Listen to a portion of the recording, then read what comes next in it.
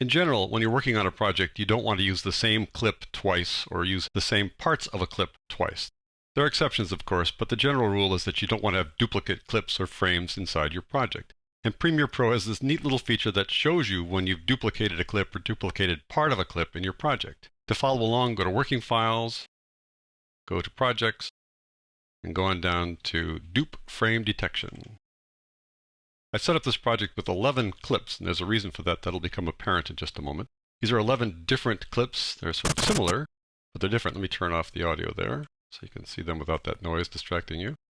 But nevertheless, there are 11 different clips here provided by Digital Juice for our use.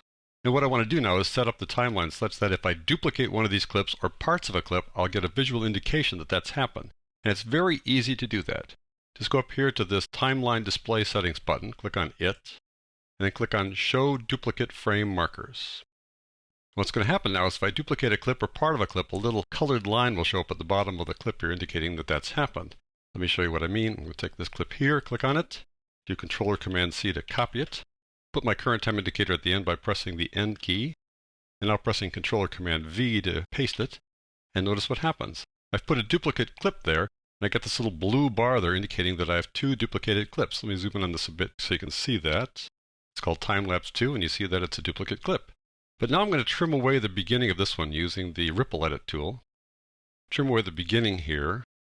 And so now the beginning of this clip is no longer duplicated. So you see that this shows that the second half of this clip, which is remaining over there on the left, is now duplicated here in this clip, but the beginning is not. So the bar can show you frames that are duplicated or entire clips that are duplicated. Very helpful.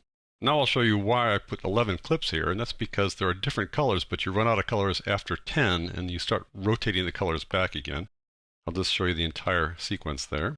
Let me select the first 10 clips. I'll press V to get the selection tool, do a marquee selection for those first 10, do Control or Command C to copy them, put my current time indicator at the end with the End key. Let me zoom out a bit here so you can see everything. I'll do Control or Command V to paste those clips and watch this little rainbow of colors here. Pretty cool. I'll click away so they're no longer selected. Pink there, the duplicate clip is over there. Orange here, orange there, lime green here, lime green there. Those are all duplicated clips.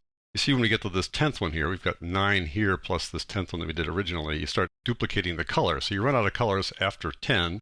You can't select the colors, you can't set the colors. Those are all done by default inside Premiere Pro. But nevertheless, 10's quite a few. You probably won't have more than 10 duplicated things. But just keep in mind if you go past 10, then the colors start rotating. In any event, though, by simply turning on this duplicate frame detection feature, you can tell when you've duplicated an entire clip or part of a clip.